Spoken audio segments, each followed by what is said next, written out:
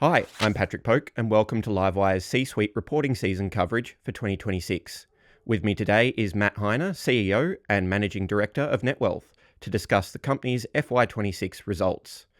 Matt, thanks for meeting with me today. Pleasure, Patrick. Great to catch up again. Likewise. Funds under administration grew 20%, with revenue up 21%, adjusted EBITDA 18%. When you look back at the FY26 result, what do you see as the most important driver of the result? Yeah, it's a great question, and I think you've done a great job summarising it. But in many ways, it was a two-stage year, and I think it's important to address that up front. On one hand, we obviously had the challenges within the business with First Guardian that affected many members, and was actually really pleased to be able to compensate those customers at the end of December and really put a line in the sand moving forward. On the other hand, though, despite the backdrop, we had a fantastic year, and as you detailed, we really did grow incredibly strongly across all of the key metrics. And I think in the same way that you have done for many, many years now, the quality of the platform, the quality of the product, and our expanding user base has really been the key to continuing to drive the growth of the business. Yeah, that's actually something I wanted to ask you about with regards to the growth that you're getting above what the legacy platforms are. Do you think that's primarily an advantage of technology, or do you think the distribution and the advisor service is just as important? Yeah, I think they're both really important. So when you do look at the platform market, and I'm sure we'll come back and talk about, I guess, the broader TAM, we're extremely focused on two key segments. So we're building product for the affluent advisor, and we're also building product for the high net worth and private wealth advisor and our brokers as we expand into that market. And I think what's really important to understand there is that sitting below both of those sort of key segments is the core foundation of the platform. So we've been able to invest heavily into that platform and then effectively add features and capability over the years to really service advisors both from that affluent and that high net worth perspective. From the very start, though, we've recognised that there's no point having fantastic technology if you don't have the service to support it.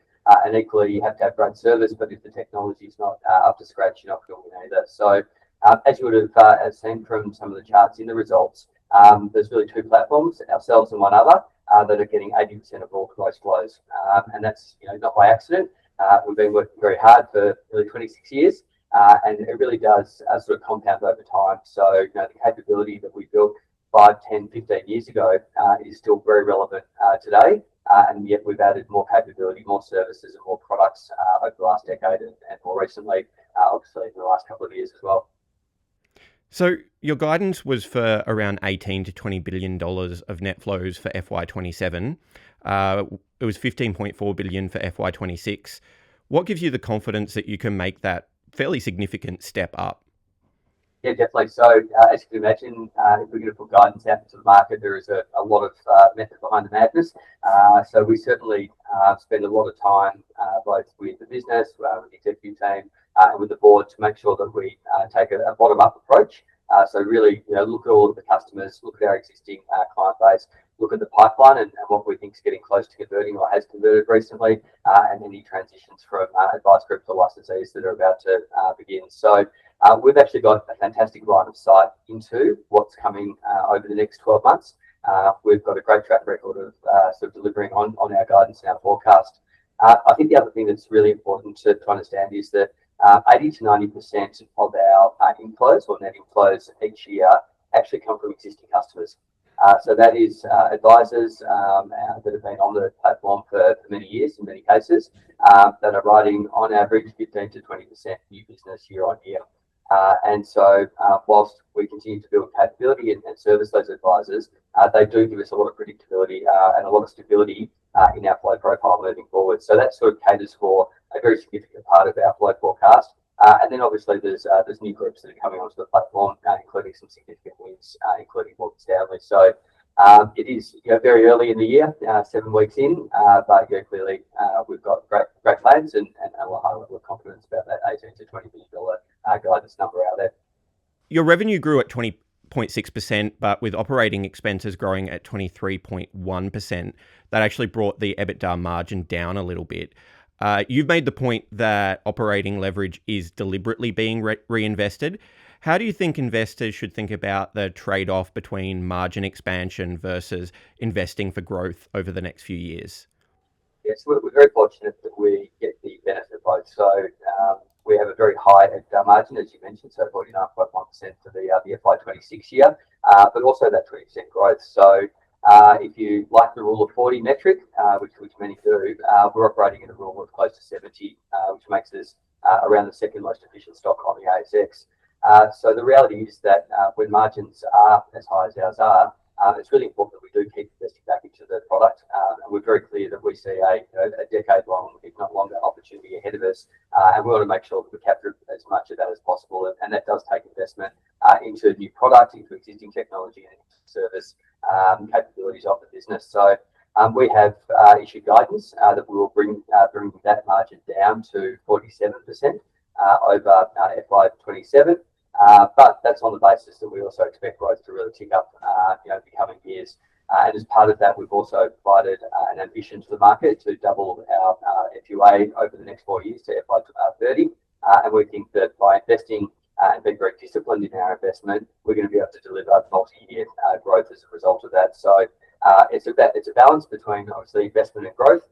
But again, we're in a fortunate position that as our margins do increase, as we increasingly deliver efficiency, that we reinvest that back into products and tech, which will then generate further growth into the future. So it's always important, and it is very much a decision that we're able to make at the start of the year. And there are other things that we can look at. So as our business grows, we can invest into product and tech, as I mentioned. From time to time, we pass back pricing for strategic accounts into all of our customers, or sometimes, as we have for the last couple of years, we'll actually pass that margin back to investors.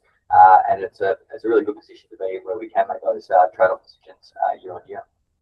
Which part of the ambition to grow that FUA do you think carries the most execution risk? Is it more about more on the winning share in the core platform market, expanding into new segments such as private wealth and stockbroking? Yeah, so when we look at the market, clearly the platform market that we operate in is the obvious sort of comparison point. So we're just shy of 10% market share, and it is a very big market. So it's about 1.2 trillion, and it grows around 7 to 10% each year. So just the system growth alone gives us confidence and we'll continue to grow. In that ambition, we've also built in 5% market share, but equally, we see big opportunities out to what we've got the left and the right of our current market. There's a very significant number of superannuants currently invested with superannuation funds, where their financial affairs are getting increasingly complex. And when you look at the amounts that are sitting across the industry funds, it's about $600 billion sitting in accounts over $500,000, and that represents about 4% of their membership. So typically, not all, there's a bit of a generalisation. As your balances get bigger, the reality is you're also going to have other things going on in your financial life. So you might have a mortgage, you might be looking for insurance, you might be looking at estate planning or it's generational wealth. And they're all big topics that financial advisors can help customers with. We know that financial advisors will typically look to work with a retail platform like ours, and we mentioned before that 80% of the new inflow with one other party. And that's really as a result of the fact that they want to be able to give their customers a whole of wealth experience. So this is not just about superannuation. This is about ensuring that a customer can, through the Netwealth portal and platform, look at their bank accounts. They can see what their property valuations are. They can have their superannuation and have discretion and choice within that, as well as other investment accounts or SSFs that they might have within their family. So it's a very holistic solution, and that's where really we are winning. Equally, and if you extend that sort of capability, we see huge opportunities in the high net wealth and ultra high net worth part of the market, and including the broker segment, which we see as anywhere upwards of $5 trillion. So there's plenty of market, but as I mentioned, it does take investment, and we will actively invest in a very disciplined way in making sure that we maximise the opportunity. You've had a chart in your investor presentations, I think since you first listed on the ASX, about 9 years ago, is that right? That's getting close to 10, that's right. Yeah. That showed the market share that you're taking, your fund flows versus the overall market and how large it is. It seems to me, I've watched the stock throughout that whole time, and it seems to me as though the opportunity doesn't seem all that smaller now than it was back then, right? Like, obviously, you've taken a lot of market share. You've taken the funds under administration is much higher, but there seems to still be quite a long runway there. Like, obviously, I'm asking you to kind of make a guess about the far off future here. But at what point do you think that kind of equation starts to look a little bit different, and you and the other newer player start to become the big players in the market? Yeah, well, as you say, we have been rapidly growing market share within the platform space.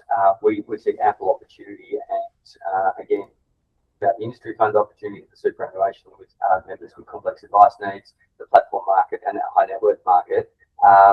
We're probably circa 2% of the market. So whilst we might be edging up towards 10% of the platform market, there really is a very significant opportunity. We believe that over the next 4 years, we will look to double our funds under administration. It's an ambition, certainly not guidance or a target. But interestingly, we've actually got a track record of doubling our business every sort of 4 to 5 years. Over the last 4 years, we have doubled. We've had a CAGR of circa 25%. And to double again, we need to achieve 19%. So when you consider that currently includes 5% market growth, whilst the numbers certainly get bigger and bigger and very large, it's certainly something that we think is very achievable. First Guardian, obviously that was a significant event for Netwealth and some other companies throughout the year, including the compensation payment that was recently announced. What lessons have you taken as a business from that experience? What has changed in your investment governance? And is there anything you can share about what's specifically different in your due diligence process for investments being made available through the platform now compared to previously? Yes, so it's obviously a very challenging time for the business, but more importantly for our members. And clearly, we would prefer if it hadn't occurred. It did occur, and as a result, we have learned a lot. We've certainly made very significant changes across the whole business to make sure that we really don't see another situation like this occurring. So over the last 8 months, we've strengthened and uplifted our current processes. We've introduced a number of staff into the research team and really refined the process to make sure that there's fantastic operational due diligence that's done up front to make sure that we have a really deep understanding of every investment, even more so than historically. There's very significant ongoing monitoring. And we also look at just the investor behaviours and advisor behaviours that sit around any asset on the platform as well. So there's many checks and balances and lots of check and challenge that happens across the business now for any new options. But more importantly, it's not just about adding options. It's also about making sure that the ones that are on the platform, and particularly on the super platform, are still fit for purpose and make members' best financial interests. So it is very interesting just to look at all of the different ways in which we can now make sure that we've got very robust and strong systems. Last question for you. If we were sitting here again in 12 months, and hopefully we are, looking back at FY27, what would need to have happened for you to call it a successful year? Well, clearly we will have needed to have landed net flow between 18 and 20 billion, which we have high confidence about. But we're also really excited about the development roadmap that we've got, and we'll make some big announcements at our September conference in a couple of weeks, just around some of the new capability that we're bringing to market. And that's very broad ranging. So it's everything from reporting to new mobile capability and also new product opportunities. So I'm very excited about what's coming and equally really excited about the customers that we're bringing onto the platform and what we're able to do for our existing. Thanks so much for taking the time to chat with me today, Matt. Absolute pleasure. Great to catch up. To our audience, if you enjoyed this, please like and subscribe and turn on the notifications so you know when we publish a video. Thanks.